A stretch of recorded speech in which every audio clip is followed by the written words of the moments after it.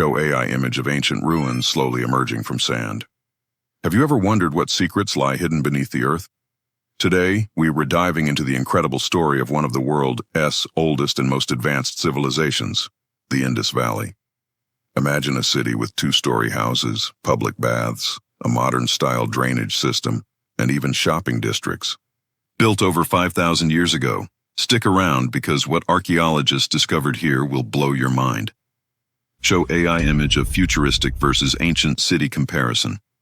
Before we start, make sure to hit subscribe and turn on notifications so you don't miss any of our deep dives into history as greatest mysteries. The accidental discovery.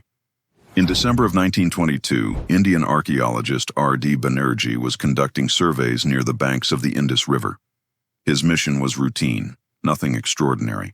But fate had other plans. While following a deer that darted into the nearby forest, Banerjee's attention was drawn to what appeared to be an ordinary rock lying half buried in the soil.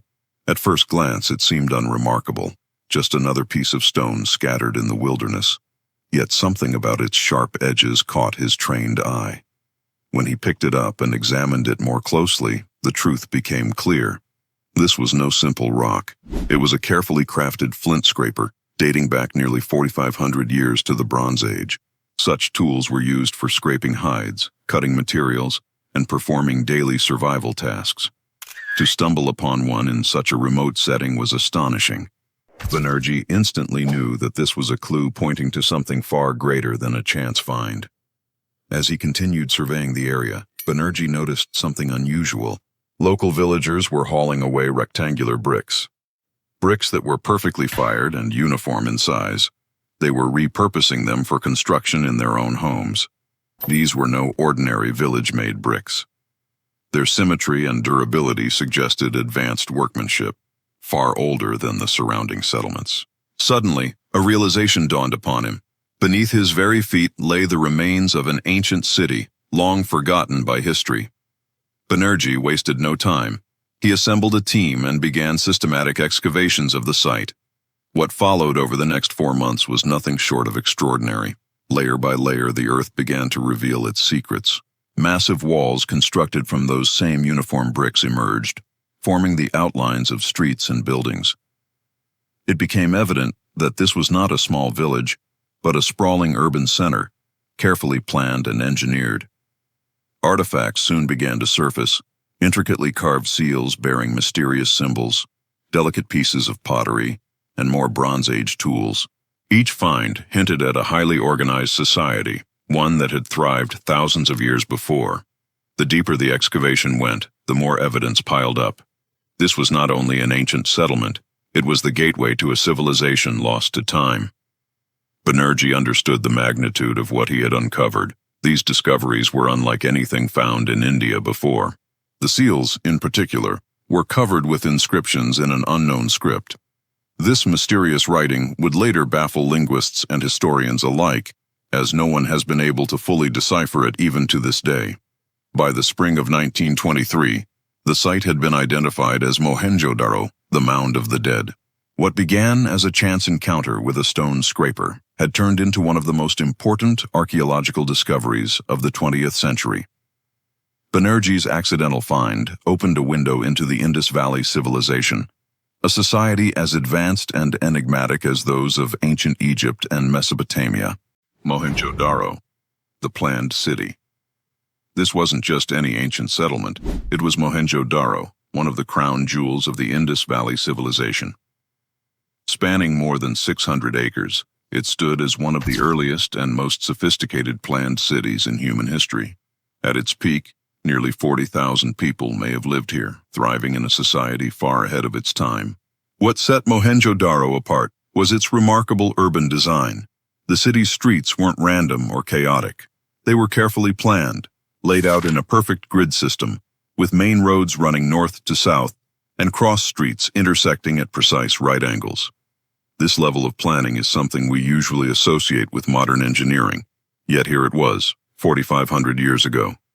Flooding has always been a challenge in the Indus region, and the people of Mohenjo Daro had already solved it.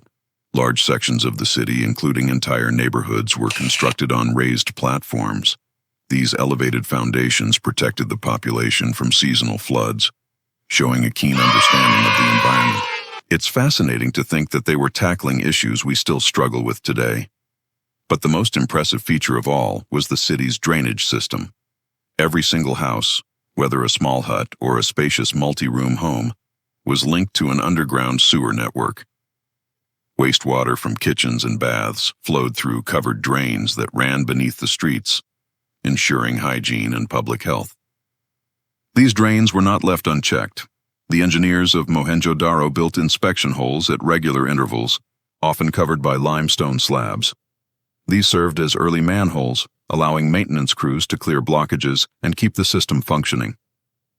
Imagine that, 4,500 years ago, they had already mastered sewer technology that many towns in the modern world still struggle to implement properly. Archaeologists who excavated these systems were astonished by the sophistication. The drains were not simply ditches, they were carefully engineered, with slopes to guide water flow and settling pits to catch debris. It is a reminder that the people of Mohenjo Daro weren't just builders. They were problem solvers who valued cleanliness and efficiency. Even individual homes had remarkable features. Many houses contained private wells, courtyards, and bathing areas connected to the central drainage. This meant that access to clean water and sanitation wasn't just reserved for the elite. It was available to ordinary citizens too. In many ways, Mohenjo Daro achieved a level of urban equality that's rare even in today's cities. Taken together, these innovations paint a vivid picture of life in Mohenjo Daro. Imagine walking through its wide streets, past well-built houses, markets filled with merchants, and water flowing cleanly away beneath your feet. It wasn't just a city, it was a marvel of organization, foresight, and community living. Mohenjo Daro remains a symbol of what ancient humanity could achieve when it combined ingenuity with cooperation. A planned city built thousands of years before the word urban planning even existed still inspires awe in the modern world. The Great Bath and public life. One of the most remarkable structures uncovered in Mohenjo Daro is what archaeologists call the Great Bath. Measuring more than 39 feet in length, 23 feet in width, and about 8 feet deep, this massive pool could hold over 2,000 gallons of water at a time. What makes it even more fascinating is the craftsmanship. Its walls and floor were sealed with a special waterproof material made from bitumen, functioning much like the lining of modern swimming pools. Even after thousands of years, traces of that waterproofing remain. But this wasn't just an ancient swimming pool. Scholars believe the Great Bath held a far deeper significance. Many suggest it was used for religious or spiritual rituals, perhaps purification ceremonies, community gatherings, or even festivals. The sheer scale of the structure indicates that it played a central role in public life, where the community came together and shared traditions. Just beyond the bath stood large assembly halls. These halls may have served as meeting spaces for leaders, merchants, or entire neighborhoods. Some were built on raised platforms, hinting at their importance in civic or religious activities. The very existence of such spaces tells us that Mohenjo Daro wasn't just a collection of houses. It was a city with organized social and political life. Not far from these halls, archaeologists discovered enormous granaries, structures designed to store grain for the population. The sheer size of these granaries suggests that food was carefully collected, managed, and distributed, ensuring the survival of the city even in times of scarcity. Such organization points to a highly efficient system of administration and governance. Life in Mohenjo Daro also revolved around vibrant marketplaces. Imagine streets lined with vendors, artisans, and traders, each offering goods ranging from pottery and beads to tools and textiles. These markets weren't just for buying and selling. They were the heart of social interaction, where news was shared, relationships were built, and the pulse of the city could be felt. The homes themselves reflected the city's sophistication. Some houses were 2 stories tall, complete with staircases, private wells, and open courtyards that allowed sunlight and fresh air to flow through. Many had bathrooms connected directly to the city's drainage system, giving ordinary citizens a level of comfort and sanitation that rivaled even later civilizations. And here, as a discovery that feels surprisingly modern, Archaeologists unearthed shops equipped with large clay ovens and small serving windows that opened onto the street. These were essentially 5,000-year-old fast food stalls, serving hot meals and snacks to busy townsfolk on the go. It's astonishing to think that even thousands of years ago, people were grabbing quick bites while going about their daily business, just like we do today. Taken together, the Great Bath, assembly halls, granaries, markets, and homes paint a vivid picture of public life in Mohenjo Daro. This was more than a city of bricks and drains. It was a thriving community where people worked, worshipped, gathered, and lived side by side, leaving behind a legacy of urban life that continues to inspire us today. A global connection, Mohenjo Daro was not an isolated city lost in its own world. Evidence shows that the Indus Valley Civilization was deeply connected to distant lands, forging trade networks that stretched more than 2,000 miles. Archaeologists have discovered beads crafted in Mohenjo Daro inside Egyptian tombs, a remarkable sign that objects made here traveled across deserts and seas to reach the Nile. Even more intriguing are Mesopotamian records. Clay tablets from Sumer mention a mysterious land called Meluha. Many scholars believe Meluha referred to the Indus Valley, describing it as a place of exotic goods and skilled merchants. These texts speak of imports like timber, ivory, and precious stones, resources abundant in the Indus region. Imagine traders from Mohenjo Daro sailing across the Arabian Sea, bringing their wares to bustling markets in Mesopotamia and beyond. The discovery of standardized weights and measures in the Indus Valley further supports this global exchange. These precise systems ensured fairness in trade, whether in local markets or foreign ports. Combined with their finely crafted beads, pottery, and textiles, it becomes clear that the people of Mohenjo Daro weren't just skilled builders. They were international traders, active participants in a vast network linking some of the world's earliest civilizations. In many ways, the Indus Valley was a hub of globalization 5,000 years ago. Their merchants bridged worlds, connecting South Asia with the ancient powers of Mesopotamia and Egypt. Through these exchanges, not only goods but also ideas and cultural influences likely traveled, weaving the Indus people into the fabric of early world history. The Great Mystery. But for all their brilliance, one question haunts Mohenjo Daro: what happened to them?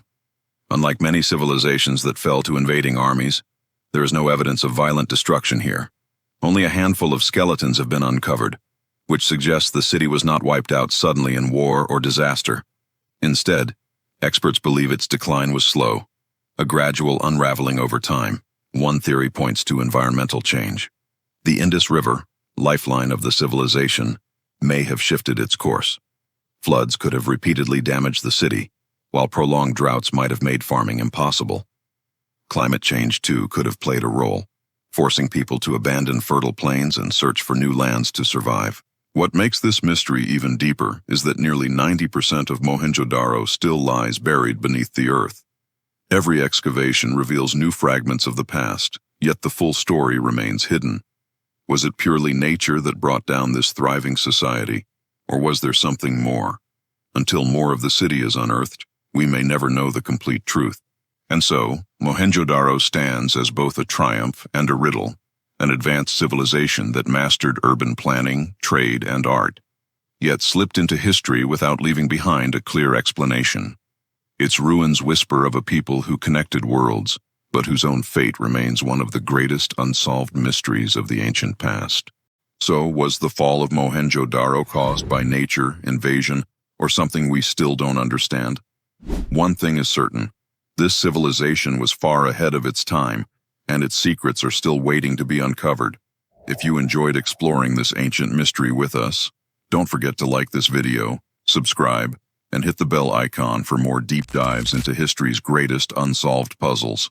And let us know in the comments, what do you think really happened to the people of Mohenjo Daro?